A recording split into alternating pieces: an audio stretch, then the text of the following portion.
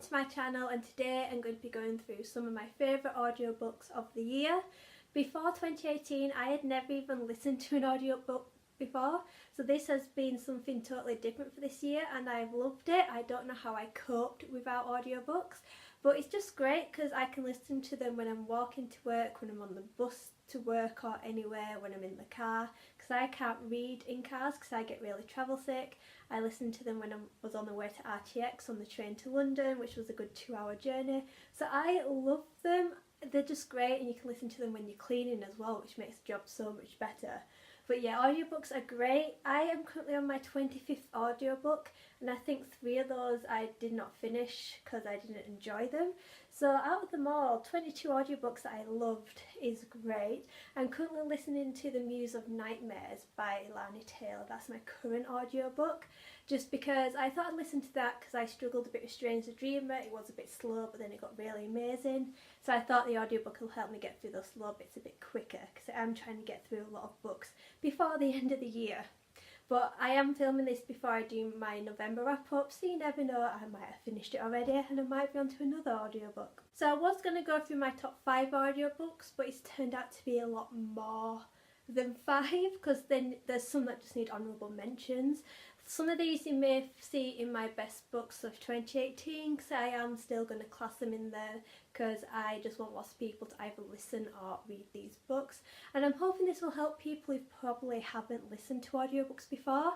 If you go and listen to one of these books that I mentioned, you are just going to fall in love with audiobooks, because these are some of the books that helped me fall in love with them as well.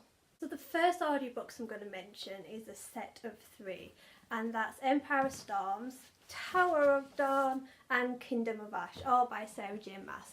I am going to put majority of these down because they are quite heavy. So basically at the beginning of 2018 I was struggling with Throne of Glass, and the first audiobook I ever got was Empire of Storms, just because I didn't want to give up on the series. I wanted to keep going, and I thought I have to keep going seeing as it's going to finish this year anyway, so I'm going to be annoyed if I don't finish it.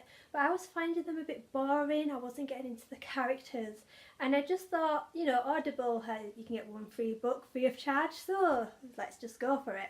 Downloaded Empire of Storms and I loved it. Elizabeth Evans, who narrates the book, is so good. She does the characters so well, she gives them a great personality, and I was hooked during Empire of Storms. So I obviously went and listened to Tower of Dawn, and then as soon as Kingdom of Ash came out, I got the book and I downloaded the audiobook, and I got through it so fast. I was just crying during it, or trying not to cry, and she just brought something that the books themselves didn't. So Tower of Dawn and Empire of Storms were my first 2 audiobooks, and they got me obsessed.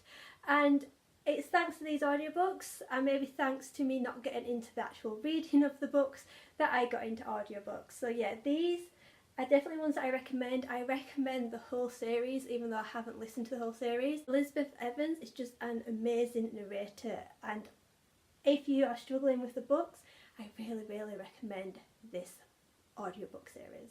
I also want to mention Jane Eyre by Charlotte Bronte. I listened to the audiobook by Thandie Newton, who we all know from Westworld. She's an amazing actress and I love her, and she was an amazing narrator for this.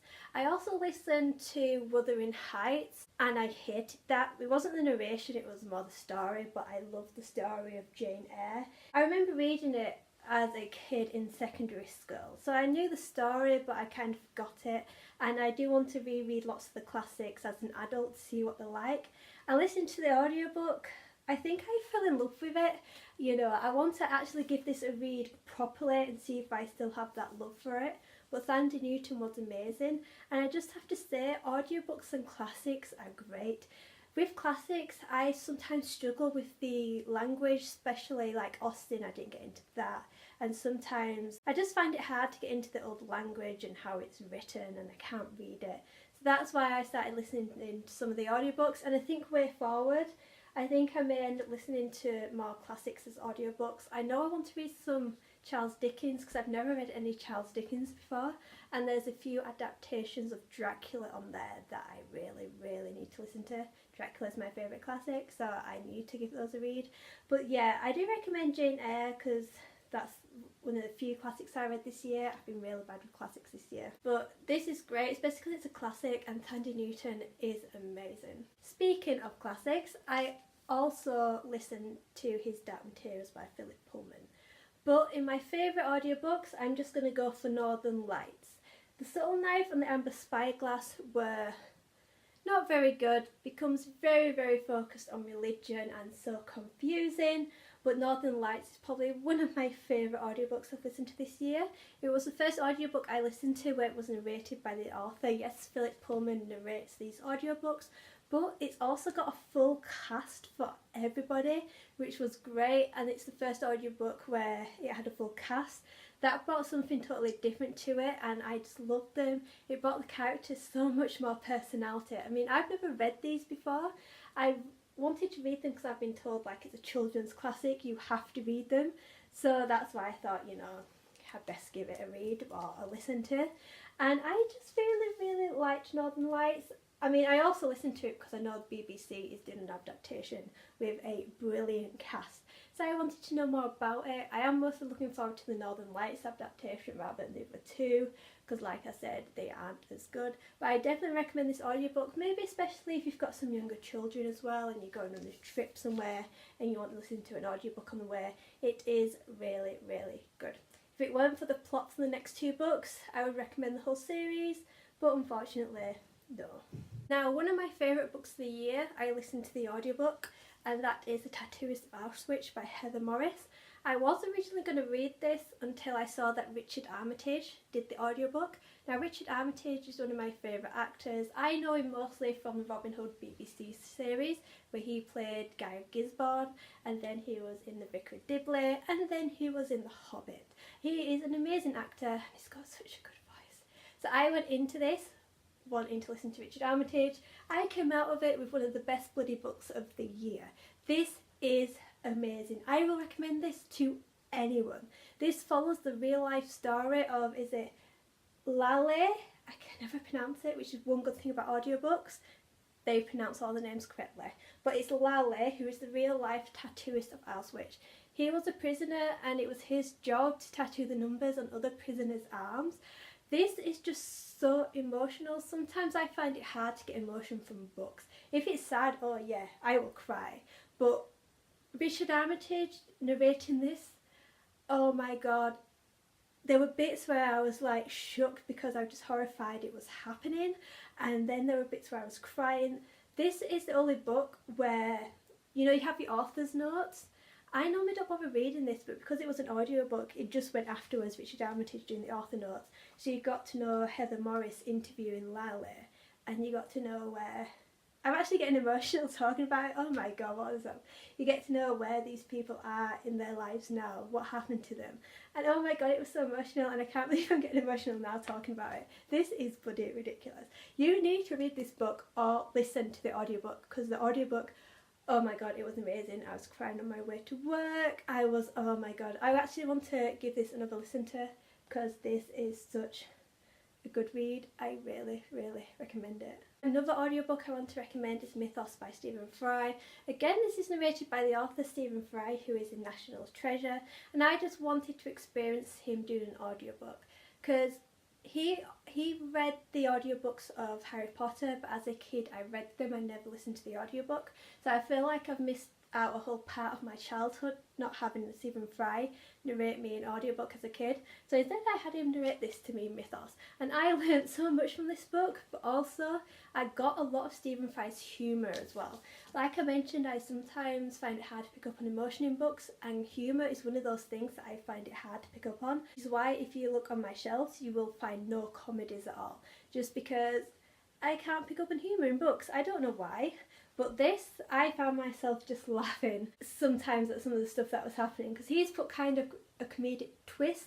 Sometimes I don't know whether it's him actually telling the stories of the myths as in factual, or whether he's changed them and it's fiction. So I never knew where to put this on my Goodreads. Is it fact? Is it fiction? I put it in fiction because that's what I think it is.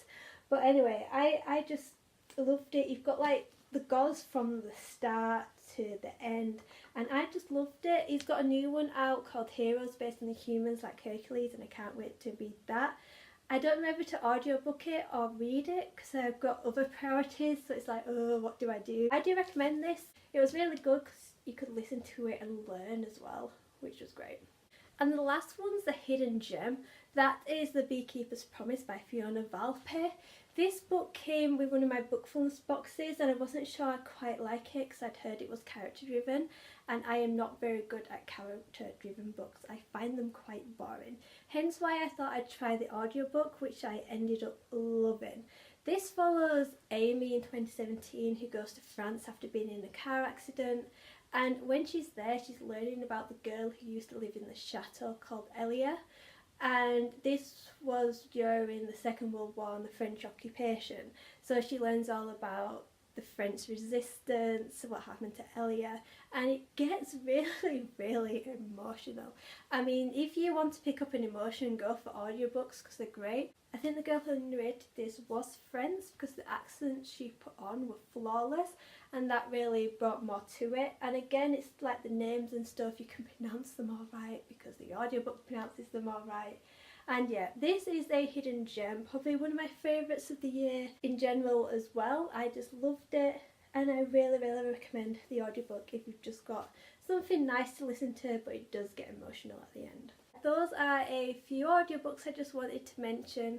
I really liked this year and I'm definitely going to be keeping Audible and sticking to audiobooks because it's just great. It helps you get through another book because I am someone who can't read two books at once. So if I've got an audiobook and a physical book on the go, it helps me get through more books, and I've read more books this year than I did last year, which is great. I also want you guys, if you listen to audiobooks, to recommend me some because I want to read more. I don't want to just keep adding books that are on my normal wish list to my Audible wish list.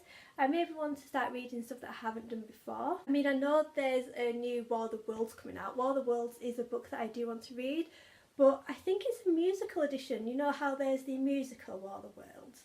I think they've done a musical edition for Audible because I know Taron is Egerton from Kingsman is in it, and I don't know whether they're singing or whether it's just narrating the audiobook, but as soon as that comes out I am getting that. I think it's coming out November. I'm filming this mid-November, it's just going to be going up late, so I think I will be getting that. But I think it's just great how you've got all these different kinds of ways to read books. I mean, anyone who says audiobooks is not reading can just go hide somewhere because that's just ridiculous. But anyway, I'm rambling, so I'd best go. I will see you later with a new video. Bye.